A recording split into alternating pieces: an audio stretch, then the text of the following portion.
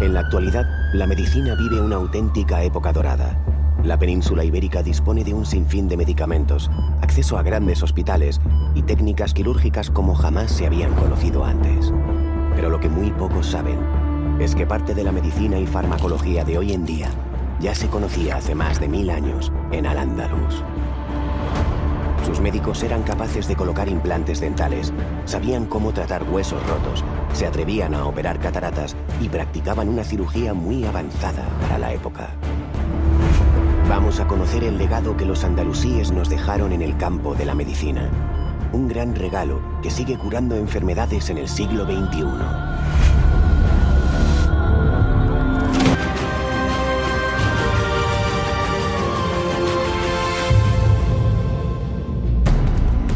Durante casi 8 siglos, los musulmanes estuvieron asentados en gran parte de lo que hoy conocemos como España y Portugal.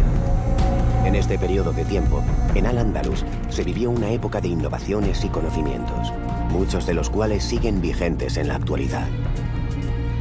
El legado científico de lo árabe en Al-Ándalus es sin duda una de las grandes capitales que posee la cultura europea y mundial. Algunos de los personajes de la España no andalusí venían a curarse con los médicos árabes, o sea, realmente era la cuna del saber médico. Se podría hacer una larguísima relación de andalusíes ilustres. Sin ellos no podríamos entender buena parte de los conocimientos actuales.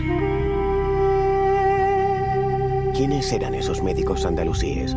¿Hasta qué punto aquellos sabios han influido en la medicina y farmacología actuales? Al-Zahrawi fue un médico y lo conocemos sobre todo por su obra. Su obra es una inmensa compilación de cerca de 1500 páginas de todos los aspectos de las diversas ramas de la medicina, acabando con un apartado dedicado a la cirugía. Toda mi experiencia y conocimientos se concentran en esta extensa obra. Han sido 40 años escribiendo de la forma más sencilla y didáctica lo que un médico ha de saber de este oficio. Escribió este manual porque debía tener un grupo de discípulos a los que enseñar y porque en aquella época no había muchos manuales. En el tratado de Al-Zahrawi se dedica una amplia descripción a los procesos que tienen que ver, por ejemplo, con oftalmología, traumatología, odontología, etc. Aquí toda persona que se dedique a este menester encontrará respuestas a cualquier problema de salud. Desde curar caries o escayolar una pierna, hasta intervenir mediante cirugía la dolencia de un enfermo. Al-Zahrawi nació en Medina del Zahara, vivió 78 años y dejó un legado extraordinario para la cirugía. Los principios que fundamentó Al-Zahrawi dan origen realmente al atlas quirúrgico actual. Sin Al-Zahrawi no sabemos cuándo se hubiera iniciado el diseño de la cirugía moderna. ¿Por qué es su legado tan importante en la cirugía actual? ¿Las operaciones que hoy conocemos serían muy diferentes sin las aportaciones de este sabio andalusí? Además de Al-Zahrawi, una gran cantidad de médicos, a partir de finales del siglo IX, dejarán una evolución bastante notable en todos los ámbitos de la medicina. Como por ejemplo Al-Ghafiqi, que de Córdoba desconocemos prácticamente cómo fue su vida, sí que conocemos su obra y conocemos su descripción de cómo era una operación de cataratas. Padecer la enfermedad de la catarata era muy traumático porque a la persona le impediría hacer las labores que eran de aquella época agrícolas o actividades ganaderas y sobre todo era muy importante en actividades de guerra no poder realizar una visión correcta. Por lo tanto, la pérdida de visión en todas las épocas es un drama, pero en la Edad Media mucho más. La técnica de la operación de las cataratas en Al-Ándalus era conocida en Oriente, pero también era conocido en el mundo griego y el mundo romano. Hace más de 1000 años, en la península ibérica, médicos como Al-Ghafiqi ya realizaban operaciones de cataratas. Pero, ¿cómo eran aquellas intervenciones quirúrgicas? ¿Recuperaba el paciente la visión del ojo? ¿Utilizaban alguna clase de anestesia? Se sabemos que para ciertas operaciones de cirugía sí que se utilizaban anestésicos. No se dicen para este caso concreto, luego podemos pensar que no. Al-Gafeki curiosamente describe cómo colocar al paciente. Él ponía al paciente de frente suyo, sujetaban la cabeza y entonces él accedía al ojo por la parte superior. Y con un punzón que tenía una cabeza puntiaguda pero triangular, se presionaba, se hacía una pequeña hendidura en la superficie y se presionaba el cristalino hasta que se desplazaba hacia un lado la catarata. Simplemente se retiraba el cristalino vitrificado, luego no se recuperaría más que parcialmente la visión. También explica detalladamente cómo hacer el posoperatorio, es decir, cómo tratar a ese paciente con manteca de cerdo, con aceite de rosas y el vendaje que había que poner para tener un posoperatorio que fuera menos traumático. El haber perfeccionado mucho la técnica andalusí, el tener una tecnología que sea muy avanzada, ha permitido que un problema que podía ser muy extenso tenga una solución bastante rápida hoy en día. Al-Gafeki fue uno de los primeros cirujanos que se atrevió a operar cataratas en la península ibérica. Pero ¿sabemos si alguno de los conocimientos que aplicaba se siguen utilizando en la oftalmología actual? Al-Gafeki era un adelantado en su época.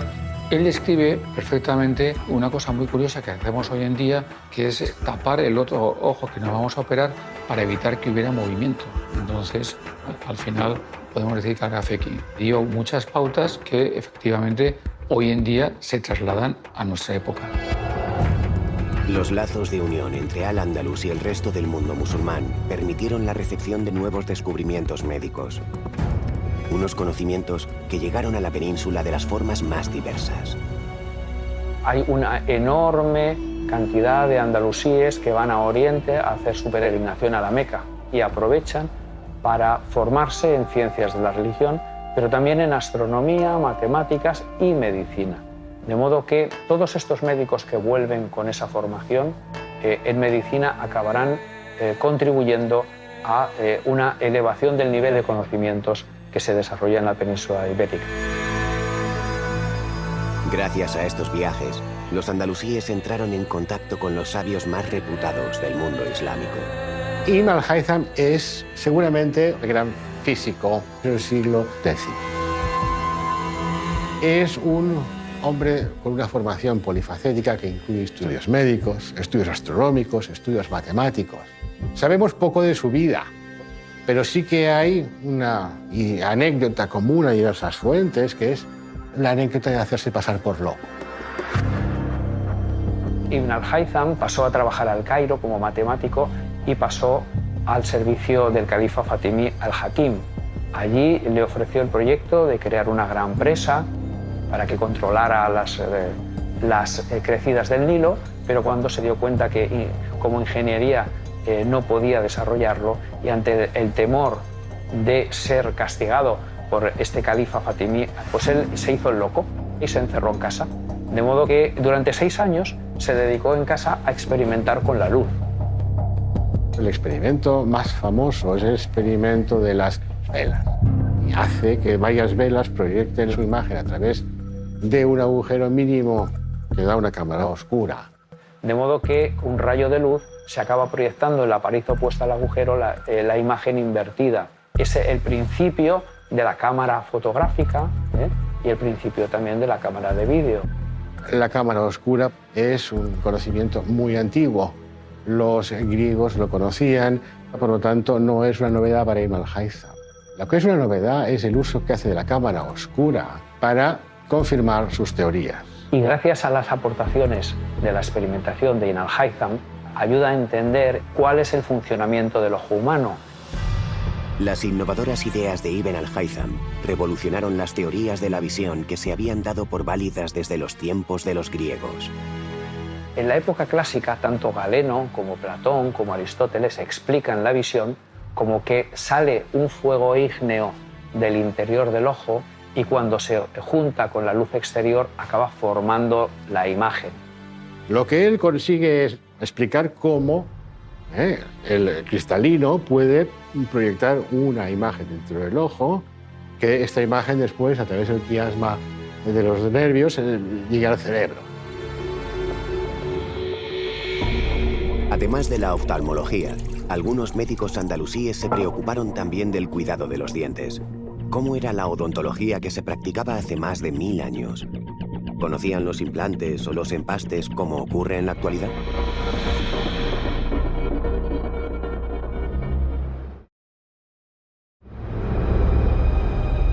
En el siglo XVI, Miguel Servet murió quemado en la hoguera. Su pecado: escribir varios libros que fueron denunciados como contrarios a la religión cristiana por sus posturas antitrinitarias. Además, este aragonés se atrevió a publicar una serie de teorías médicas que ponían en jaque el conocimiento sobre fisiología de aquel momento. Tradicionalmente a Miguel Servet se le ha otorgado el origen de la teoría de la circulación pulmonar. Miguel Servet nos dice en una de sus obras que la sangre no circula dentro del corazón, no pasa del ventrículo derecho al ventrículo izquierdo, sino que circula a través de las arterias pulmonares. Pero en el siglo XIII, un médico sirio-egipcio llamado Ibn an-Nafis escribió un tratado importante para la medicina. Ibn an-Nafis incluyó esta descripción 3 siglos antes que Miguel Servet. Por tanto, hay que decir que se adelantó en la descripción de lo que es el fenómeno de la circulación pulmonar. Miguel Servet recogió en sus obras las mismas ideas que Ibn an-Nafis había desarrollado en Egipto. ¿Cómo es posible que este descubrimiento pareciera calcado al de Ibn an-Nafis? ¿Pudo este aragonés tener acceso a la obra del médico sirio? ¿O quizás fue una simple casualidad separada por más de 300 años? Es posible.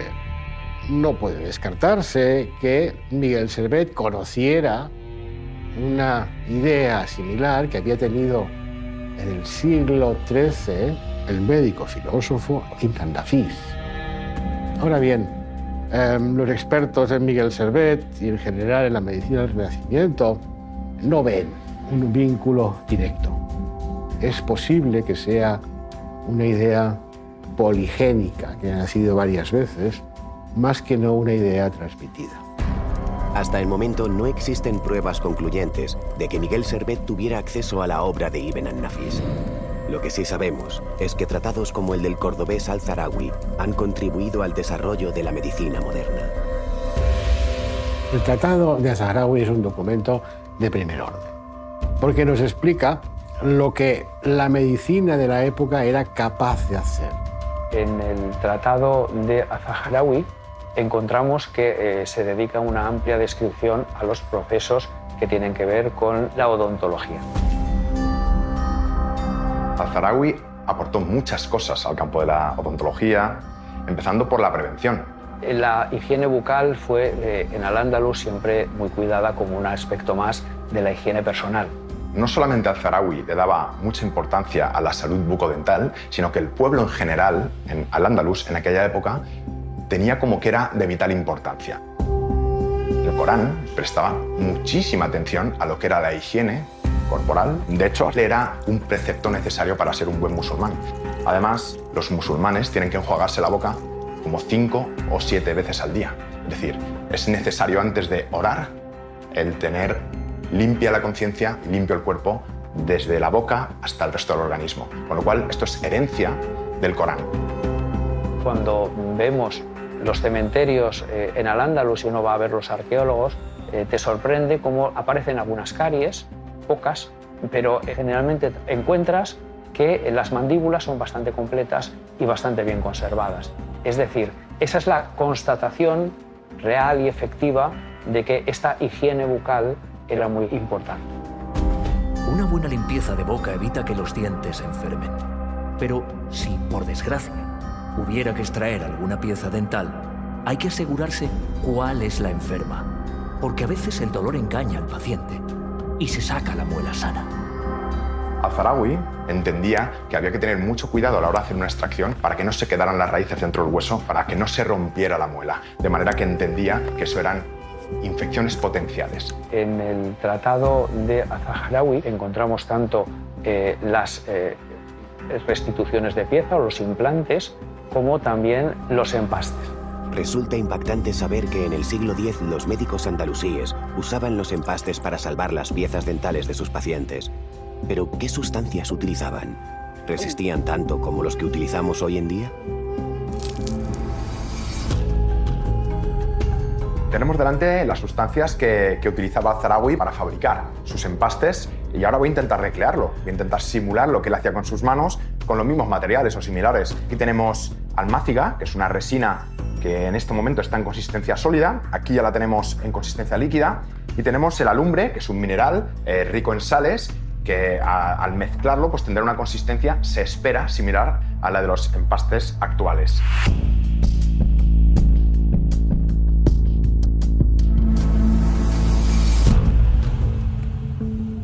Vamos a compararlo con lo que es una resina compuesta de un empaste actual. Aquí podemos visualizar cómo la consistencia del empaste tradicional y la consistencia del empaste que se utilizaba en Al-Ándalus por Az-Zahrāwī puede incluso por el color llegar a ser similar.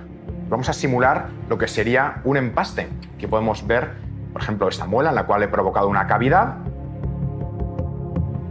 Llama mucho la atención que en su momento ya se pensara en que se podía aplicar determinadas sustancias para que no se infectara más y además protegían la muela para que no se rompiera.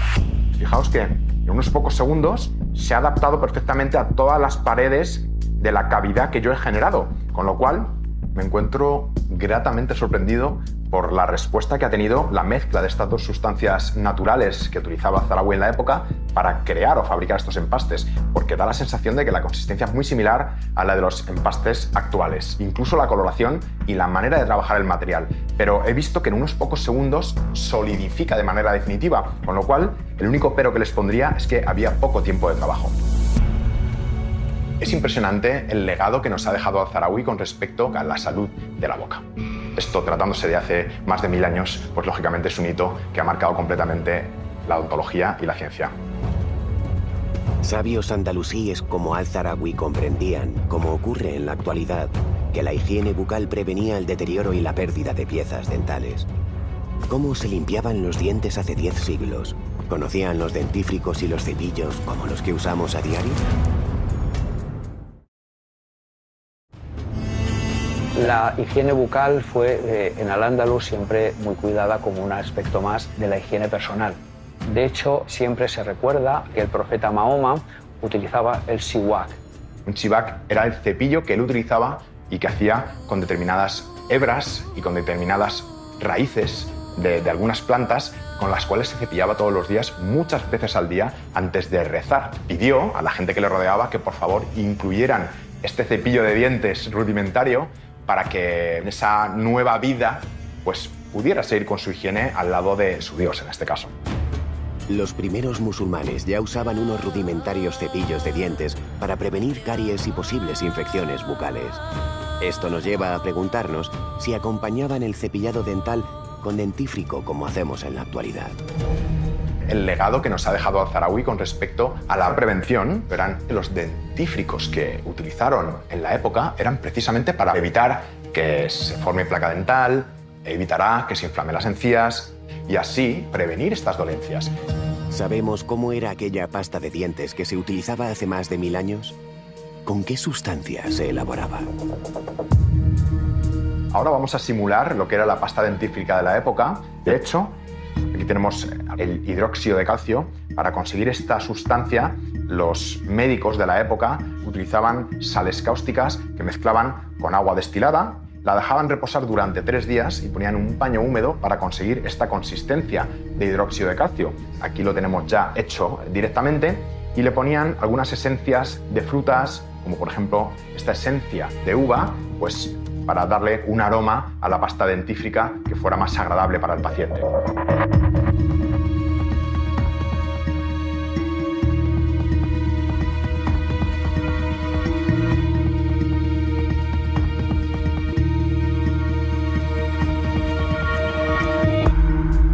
Aquí tenemos la consistencia de la pasta hecha con la receta de Al-Zahrāwī en su época y vamos a compararla, por ejemplo, con cualquier tipo de pasta actual.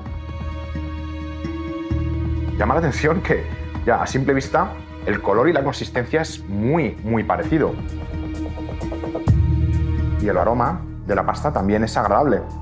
Puede llegar a tener incluso similitudes con el olor de algunos dentífricos actuales. El resultado me parece sorprendente y de hecho yo, como odontólogo, no tendría ningún problema en cepillarme los dientes con esta pasta. Desde luego, mal no me haría. Esta pasta sería tan efectiva como la que puedo comprar en un supermercado. Como ocurre en la actualidad, el cepillo de dientes y el dentífrico ayudaban a los andalusíes a mantener una boca limpia y sana. ¿Qué ocurría cuando estos métodos no funcionaban y se perdía alguna pieza dental? ¿Qué tratamientos proponían los médicos de aquel entonces? Cuando un paciente perdía un diente, pues ciertos médicos de la época tallaban huesos de animales como si fuera un diente humano y los implantaban. Y entonces con hilo de oro o con hilo de plata, apoyándose en las piezas que están bien fijas, se iba hilando alrededor del diente. Lógicamente, estos materiales que utilizaban en aquel momento pues no son estables en el tiempo y además en muchas ocasiones fracasaban. Pero esta fue la base de lo que es la odontología actual. La medicina bucodental que se practicaba en Al-Ándalus podía prevenir y curar muchas enfermedades relacionadas con la dentición, pero ¿estaba al alcance de toda la población andalusí? ¿Las clases humildes también tenían acceso a estos avances en el campo de la odontología? A pesar de que era la época de oro de la odontología antigua, esta no era accesible a toda la población. En realidad, cuando alguien tenía un dolor de muelas, se iba a la plaza de su pueblo y el primer barbero que encontraba le arrancaba la muela cogiendo su cabeza entre las piernas para que el paciente no se moviera y arrancarle directamente la muela. Y esto hoy en día, por supuesto, sería una locura. Los médicos andalusíes aconsejaban a sus pacientes mantener una buena higiene dental como medida preventiva para evitar enfermedades bucales. ¿Qué otras recomendaciones daban los médicos a sus pacientes para cuidar su salud? La alimentación y la higiene son los dos primeros pasos, forman los fundamentos de la medicina preventiva. La verdad es que la dieta musulmana introdujo cambios revolucionarios respecto a lo que en aquel momento en España los pobladores, fundamentalmente visigodos, hacían, porque incorporó alimentos de mucha calidad. Incluso hay una anécdota preciosa de Sancho el Craso, Craso que significa gordo, que quería ser rey de Navarra, pero que con ese aspecto tan grasiento y tan poco noble no podía serlo, y su abuela lo llevó a la corte de Ramán III. Allí lo puso bajo tratamiento el médico judío Hasdain Saprut, que le mantuvo 40 días a base de infusiones y haciendo ejercicio. Al principio a caballo y luego haciendo ejercicio más intenso, de modo que perdió suficientes kilos para que pudiera recuperar y demostrar que no era una persona incapaz por su obesidad para ser rey. Los médicos de andalusíes tenían muy en cuenta la dieta. De hecho, ellos heredan el concepto griego de dieta como manera de vivir para prevenir enfermedades y para curarlas. Esas enfermedades, por ejemplo, respondían o bien a cálculos biliares o algún problema digestivo. Se trataba con un tipo de alimentos muy fácilmente digestibles, dietas blandas, se eliminaban las frituras, es decir, algo muy parecido a lo que ha persistido siglos después para tratar las enfermedades digestivas. Para los sabios musulmanes, una alimentación adecuada ayudaba a mantener una buena salud. Uno de sus médicos logró relacionar cada alimento con los beneficios que aporta a nuestro cuerpo. Abenzoar fue uno de los grandes sabios andalusíes. Él nace en el siglo XI en Sevilla. Él escribió el Tratado de los Alimentos, donde describía todos los alimentos, sus propiedades y cuáles eran buenos o malos. Él recomendaba, decía, como muy buenos todas las aves de corral, el cordero en cierta manera, también los lácteos fermentados, los pescados, y hablaba, bueno, pues de que las frituras en general no eran muy recomendables. Él habla a favor de los frutos secos, porque hay que comer todos los días de eso. Esto lo ha demostrado hoy día al máximo nivel científico, que el consumo de frutos secos mejora y previene la enfermedad cardiovascular, alarga la vida. Entonces ellos, al hacer que esto sea un alimento, están dándole la máxima importancia. A mí una de las cosas que me parece más interesantes, incluso a reivindicar hoy día, es que alguno de los grandes sabios andalusíes llega a decir que el comer mucho es el veneno más importante para un ser humano, ¿no? Porque lo intoxica. Los musulmanes sabían que la nutrición era una manera de prevenir y también de curar enfermedades. Pero si los alimentos eran insuficientes para sanar a un paciente, manejaban una larga lista de medicinas que contenían ciertas sustancias que aún se usan en la farmacología actual.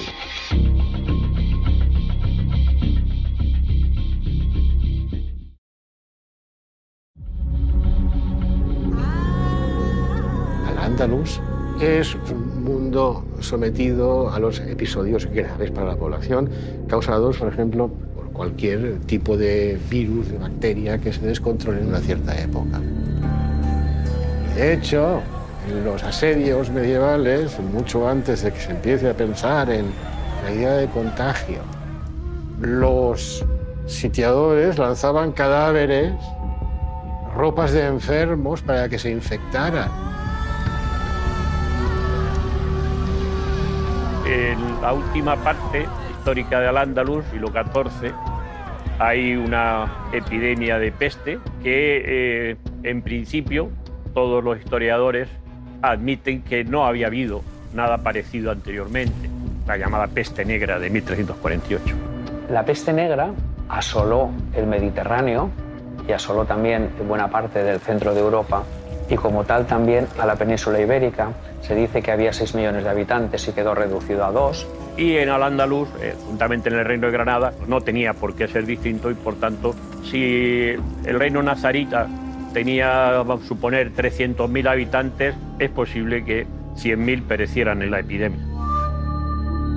Los médicos de la época dicen que en 24 horas desarrollaba síntomas y que incluso se moría muy rápidamente. Eso generó bastante pánico en la gente.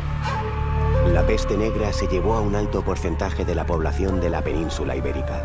¿Se enfrentaron los andalusíes a esta pandemia o interpretaron que era un castigo divino como ocurría en otros puntos de Europa? Ibn Hátima es un médico, un granadino muy importante del siglo XIV, que tiene que enfrentarse con la peste en Almería, y la vive y después nos la explica. En el Tratado de Ibn Hátima se recomienda la fumigación de viviendas, el aislamiento de enfermos, la limpieza de las ropas, la limpieza de la casa. Es decir, una serie de medidas que nos suenan hoy en día como muy actuales. Algunos sabios en ese momento tienen un atisbo, en principio, de evitar la enfermedad confinándose en sus domicilios, y no tuvieron problemas con la peste, pero esto hay que interpretarlo como una observación, no es una recomendación para la población. Ibn Hátima nos explica las circunstancias en que se desarrolla la peste. Y entonces es cuando aquí hay las observaciones interesantes. Observa que la peste se contagia de persona a persona. Esta idea de contagio es una idea revolucionaria para la ciencia de la época. En la medicina andalusí destacaron muchos sabios, pero hubo uno que brilló sobre el resto. Un médico cuyo legado aún perdura en la actualidad. En el tratado de Az-Zahrawi, en el Kitab al-Tasrif, encontramos que se dedica una amplia descripción a los procesos que tienen que ver con traumatología. Y es con Az-Zahrawi que se convierte en una disciplina médica articulada y bien organizada. La verdad es que fue un personaje súper revolucionario, porque podemos decir que es un autor que redactó su obra en el siglo XI. Por ejemplo, él ya habla de una especie de yeso que se pone en la dislocación de cualquier zona del cuerpo. Pues eso son escayolas. En lo que a huesos se refiere, he encontrado en elementos tan simples como la harina y el huevo la solución perfecta para que las vendas queden tan duras como las piedras. De esta manera, las piernas o los brazos quedan totalmente inmovilizados, disminuyendo por la gracia de Alá el tiempo de curación del enfermo. De Al-Ándalus nos ha llegado mucha información sobre médicos y curiosamente todos eran hombres. ¿Qué ocurría con las mujeres? ¿Podían ejercer esta profesión? Las respuestas las encontramos en el tratado de otro hombre, el sabio Al-Zahrawi. Al-Zahrawi era discípulo de Arif y Said, el cual fue el primer autor de un tratado completo hispanoárabe sobre obstetricia y pediatría. Al-Zahrawi, en su gran tratado médico, trató poco sobre obstetricia, porque no era común que los médicos del Al-Ándalus se dedicaran a la obstetricia, porque el pudor de las mujeres a presentar su cuerpo desnudo ante ellos les llevaba a rechazar la presencia de médicos varones. En el Al-Ándalus, cuando una mujer daba a luz, necesitaba una profesional. Las cabilas eran las matronas hispanoárabes andalusí. Asistían al recién nacido en su nacimiento y asistían a la parturienta durante la cuarentena, a la que visitaban periódicamente. Estas cabilas iban de un lado para otro, no solo en las grandes ciudades ofreciendo sus servicios, pero también a la población rural, ayudando cuando era necesario. Mucha de la forma de trabajar de la cabila árabe andalusí sigue vigente hoy en día. Con respecto al parto, se desarrollaba en la casa de las mujeres. La habitación tenía que estar ventilada, aromatizada. Las cabilas recomendaban que esperar a la ruptura de la bolsa, que se ha de hidratar la parturienta, que antes del parto ha de hacer ejercicio. Cuando la mujer estaba con la dilatación completa, la sentaban en una silla de parto. Nosotros disponemos de sillas de parto hoy en día y que pueden hacer que la mujer esté en posición totalmente vertical. O sea que muchas cosas coinciden con la forma de trabajar hoy en día. Socialmente suponemos que las cabilas árabes eran mujeres muy respetadas, simplemente porque eran las únicas a las que el juez, el cadí, podía llamar a testificar en determinados asuntos. Casos en los que el marido creía que su mujer no era capaz de concebir hijos y la quería repudiar. Entonces la matrona se encargaba de explorarla para ver si había algún tipo de malformación o algo que justificase que esa mujer no pudiera tener hijos. A nivel comercial también colaboraban en la valoración de las esclavas y no tenía el mismo precio una esclava que era capaz de procrear o de mantener relaciones sexuales que una que no lo tenía. Así que colaboraba en la fijación del precio de estas esclavas. Por lo tanto, era una labor muy compleja y variada. Además de la obstetricia, Al-Zahrawi investigó sobre casi todos los campos de la ciencia médica. Pero según muchos historiadores, fue en cirugía donde más destacó. Pero, ¿qué aportó realmente a las operaciones quirúrgicas? ¿Por qué es una figura tan respetada dentro de la medicina de hoy en día?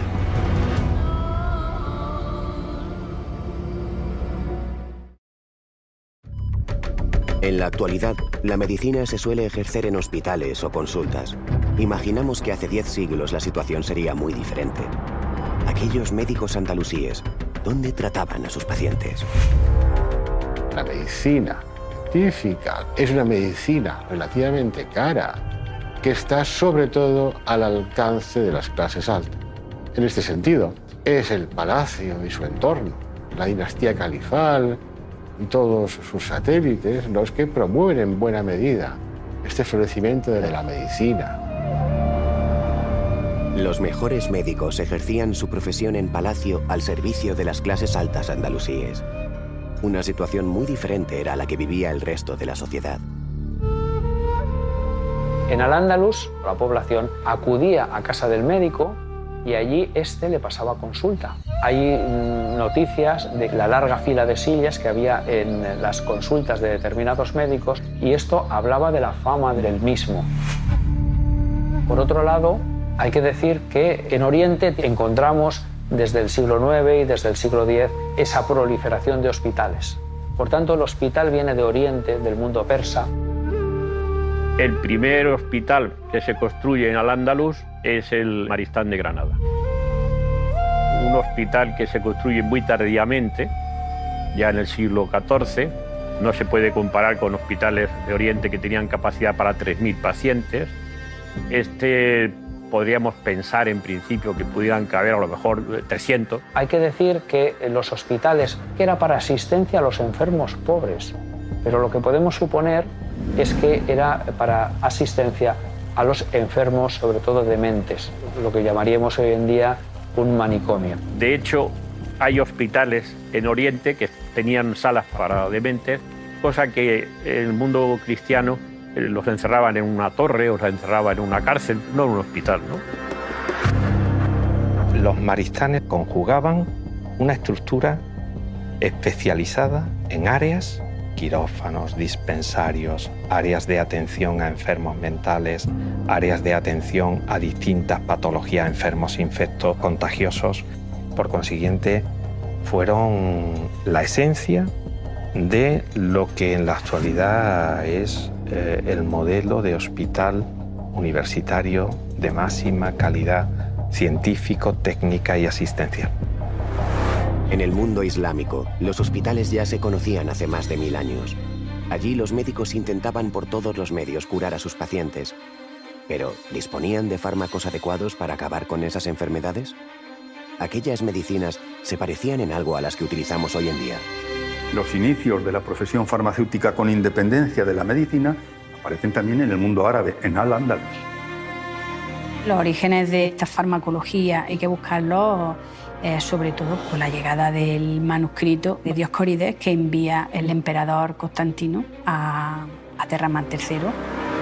Este libro de Dioscórides contenía 600 recetas y preparados médicos. La materia médica de Dioscórides estaba como documento, pero no se había llegado a interpretar correctamente todos los contenidos, todas las drogas que allí se citaban. Y este es el papel un poco que juega el monje Nicolás, con su conocimiento de la materia médica original que le permitió hacer el papel de traductor. Y entonces empezaron a traducir todos los nombres que estaban del griego, a identificar todo ese tipo de plantas que había ahí descritas. Y eso fue, digamos, el punto de arranque de toda la explosión de conocimiento científico andalusí. La materia médica de Dioscórides supuso un punto de inflexión en la farmacología andalusí. Aquellos sabios ya sabían para qué dolencia se utilizaba cada planta. El siguiente paso era emplearlas de una forma precisa y correcta para lograr que los enfermos sanasen. Los jardines botánicos de Al-Ándalus se plantaban especies que iban a ser utilizadas como remedio o iban a formar parte de otros compuestos. Hemos encontrado libros de simples, me refiero a especies vegetales que por sí tenían ya una utilidad, y luego tenemos también otros documentos que son los libros de compuestos, donde se decían medicamentos con más de un simple. Los mejores fármacos siempre se elaboraban en palacio. Allí los médicos experimentaban con todo tipo de compuestos en su búsqueda de nuevas medicinas. ¿Pero consiguieron ampliar los conocimientos que adquirieron del tratado de Dioscórides? ¿Hubo algún andalusí que destacó en el campo de la farmacología? Ibn Wafid es una figura importantísima dentro del desarrollo de la farmacología en el siglo XI. Es un autor que nació y murió en Toledo, en la corte de los Dunnún. Se le conoce como un médico de un carácter eminentemente práctico. La aportación más importante, no la única, porque tiene varios libros, pero la más importante es el libro de la almohada. Este libro de la almohada recoge muchas recetas para todas las enfermedades que él describe desde la cabeza a los pies. En el libro de Ibn Wafid, de las 900 y pico recetas o medicamentos, hay al menos 200 drogas nuevas, 200 utilidades, partes, digamos, de una planta que se utilizaban para hacer un medicamento. El libro de la almohada de Ibn Wafid aportó numerosas recetas que suponían una novedad para la farmacología de la época. Si esta ciencia vivió uno de sus momentos más álgidos de la historia, el campo de la cirugía tampoco se quedó atrás. Los musulmanes asentados en la península ibérica llegaron a practicar intervenciones quirúrgicas que nada tenían que ver con la curación de enfermos.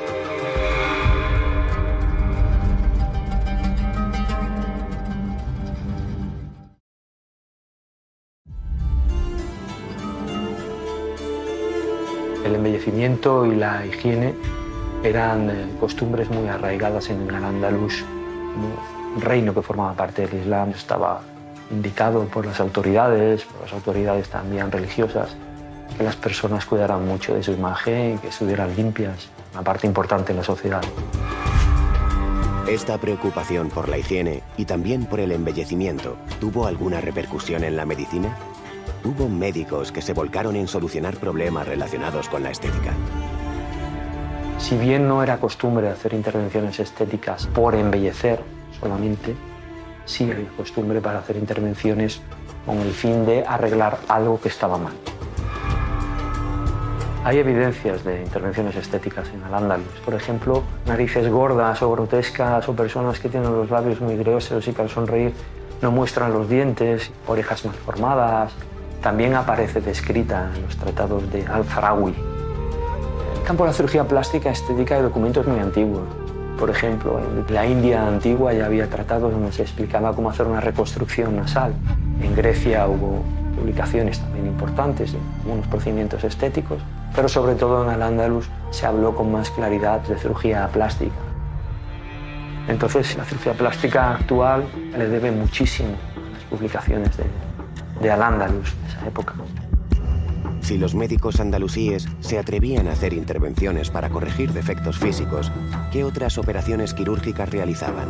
¿Utilizaban técnicas que aún se emplean en la cirugía actual? Al-Farawi, en el Tratado Al-Tasrif, él menciona técnicas quirúrgicas convencionales, como es el uso de la seda como material de sutura. Seda que todavía hoy utilizamos exactamente igual.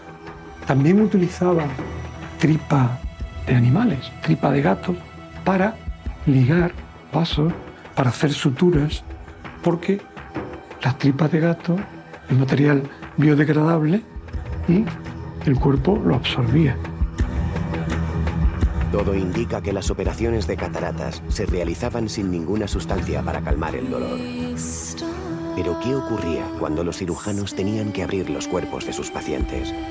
¿Utilizaban algún tipo de anestesia?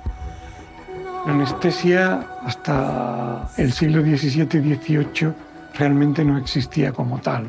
En estos tiempos lo que se hacía realmente era aplicar belladona, aplicar ciertas raíces que hacen de depresores del sistema nervioso central, alcohol y poco más.